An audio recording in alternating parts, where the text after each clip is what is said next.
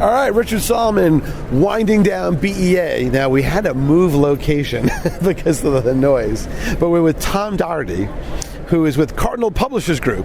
And I asked him to just plug 4 books out. Now, he's got a lot more, but the one that they actually caught me. Now, what's actually on the top of the pile is Choose Your College Major in a Day. Now, I didn't do that. I struggled and perspired, and to this day, I don't think I made the right choice. And now that I have children, maybe this would actually help me. So tell me about Choose Your College Major in a Day by Lawrence Shatkin, PhD. So it says, links college majors to careers, written by America's leading expert on career information, fast, easy to use, self-assessment checklist. Maybe I should see what I should have majored in. Sort of a back to the future, right? And guides you through all parts of the decision-making process. So tell us a little about this book. Well, it's a 248-page book, and someone says, well, how am I going to read a 248-page book in a day and then choose my college major? But you don't have to read the whole book. There's a lot of reference material in there. And basically, you start off and you're working backwards. Lawrence, the author of this book, Lawrence Shatkin, is actually a career expert. And you start off figuring out what your career aspirations are by taking a personality test and reviewing different things about careers and yourself and trying to make a match, and then working backwards to find out which college majors will get you to that career point. That makes a lot of logical sense. Yeah. So I didn't do any of that. I didn't do it either. That's why I ended up in the book business. Right, so I ended up being a lawyer. So, I was a business major, and I'm glad I did that because it was a lot easier than science, and it worked out for me. Okay. Now, so let me ask you this.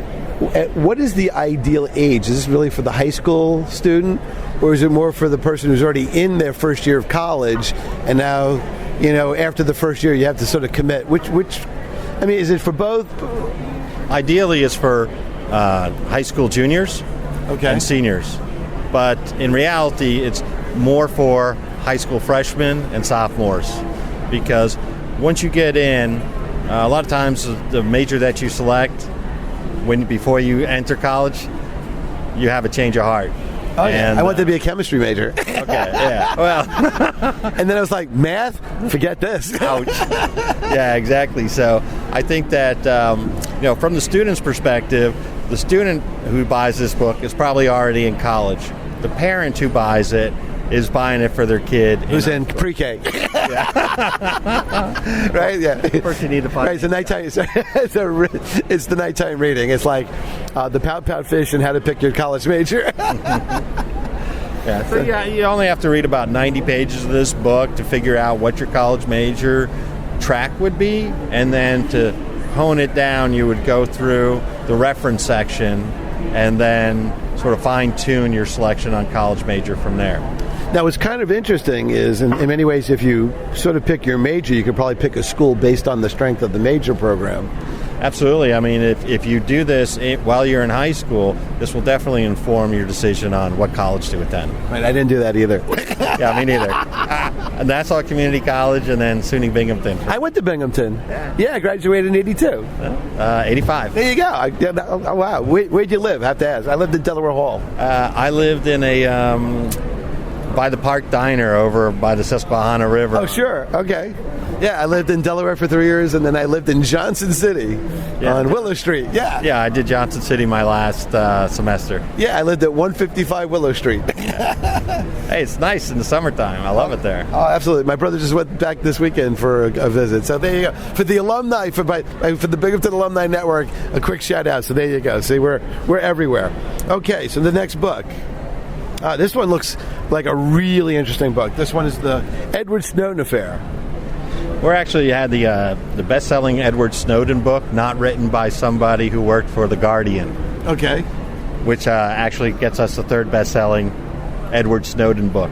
We actually originally scheduled it for publication to be the very first book out, but we ended up being the second book out because not Greenwald, who was the main guy who broke the story, but somebody else at The Guardian jumped jumped ahead of us. And usually on an instant book like this, because this book went into production and about 5 months after the story broke, we had the book, and 4 months our competitor had it. First one out wins, and otherwise we probably would have been the second best-selling.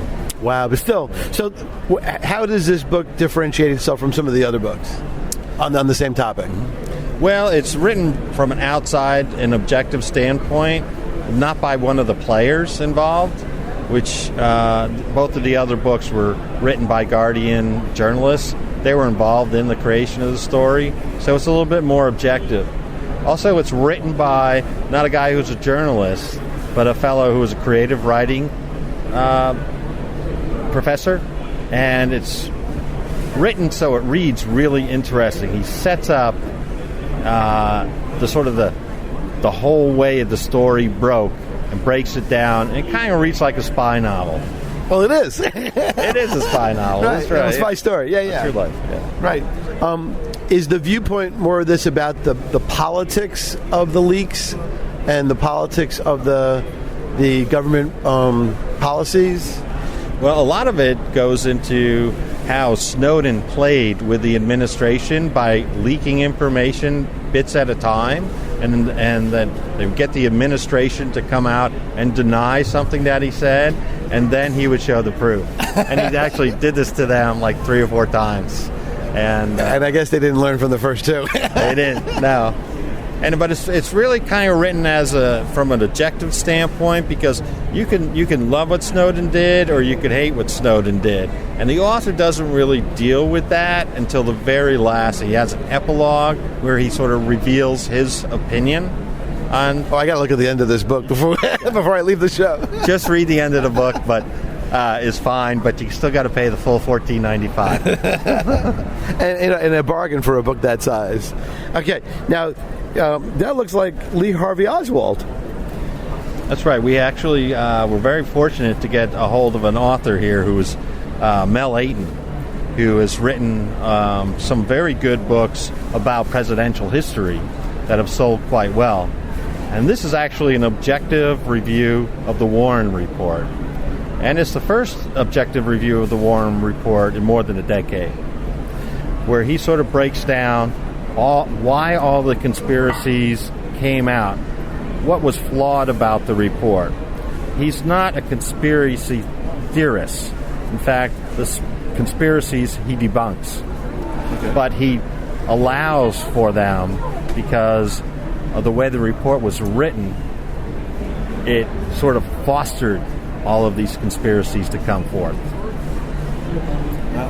Now, so many years later, is there anything new to find in the treasure trove of materials that's out there on in all this archive stuff? Because I bet you there is, or at least new viewpoints. There's a couple new things, but I don't remember what they are. That's okay. But that's what people have to read. That's exactly. You got to read it to find. Right, exactly. And this is actually a nice thick book too. Let me just take a look at the. Examines how conspiracy theories developed after publication of the Warren Commission's 1964 report into the circumstances surrounding the JFK assassination. Using evidence compiled by the commissioners, the authors demonstrate how and why the report was rejected by the American public, and how conspiracy theorists have propagated a false history of the assassination. One of the things that I did personally was I was in Dallas for business, and a friend of mine said, "You got to come to the JFK Assassination Museum," and I'm like, "There's a whole museum on this?" He goes, "Oh, yeah." And we went to the JFK Assassination Museum. They have a whole thing, and then they actually tell you who they think did it and how it unfolded. I won't tell anybody about that because I don't want to spoil the museum's, admission fee. But, all interesting stuff. I always thought it was Castro. That's kind of interesting. Yeah. Because of the Bay of Pigs? Yeah. Okay. And his involvement with the mafia. Okay. The last book we have today is actually written by the same author as the Edward Snowden affair, and this book is called Nature's Housekeeper. It's a story about how a college professor who reads Thoreau's Walden starts thinking to himself, I'm teaching all these kids about literature written about great adventures, and yet I'm living none. So he quits his job in academia to become a trail maintenance worker. And in the end, what ends up happening is he pretty much gets his butt kicked by Mother Nature throughout the whole book. And it's a kind of a laugh out loud, funny read about how this man goes from academia to a more natural life. He's currently self-employed as a homesteader, which is organic farming and self-sufficiency. But the book is laced throughout with literary references, so anyone who's read Thoreau or any of the great nature writings would enjoy this book, and anyone who's read Bill Bryson would enjoy this book. So it's a real comic look at man against nature. What's interesting is you look at this book, Nature's Housekeeper, and you juxtapose it against the NSA book. It's like, wow. How's this from the same guy? It's sort of like, farming and satellite technology. Yeah. So what is the genre of books that you like to create and publish for consumers? Well, I like, because there's very diverse and interesting stuff. It is. Well, we have more than 1,500 different titles, and we generally stick to adult nonfiction. So we actually have a lot of instructional and how-to books and non-fictional narratives. So really just about any topic interests us, except for children's books and fiction. But it's a pretty wide selection. Very cool. So if I were to go to cardinalpublishers.com, is that your website? I'm just guessing. Cardinalpub.com. There you go, cardinalpub.com. Well, thank you, Tom, and go Binghamton. There you go. See, go Binghamton. To the people even know our mascot. What is it? It's usually in our day it was the Colonials, but they changed that to the Bearcats because it wasn't politically correct to have a Colonial as a. Yeah. In fact, they changed the name of the school. We went to SUNY Binghamton. Yeah. It's now called Binghamton University. Okay, well that sounds better. I like that. Yeah. All right. So Rich Solomon and Tom will be back.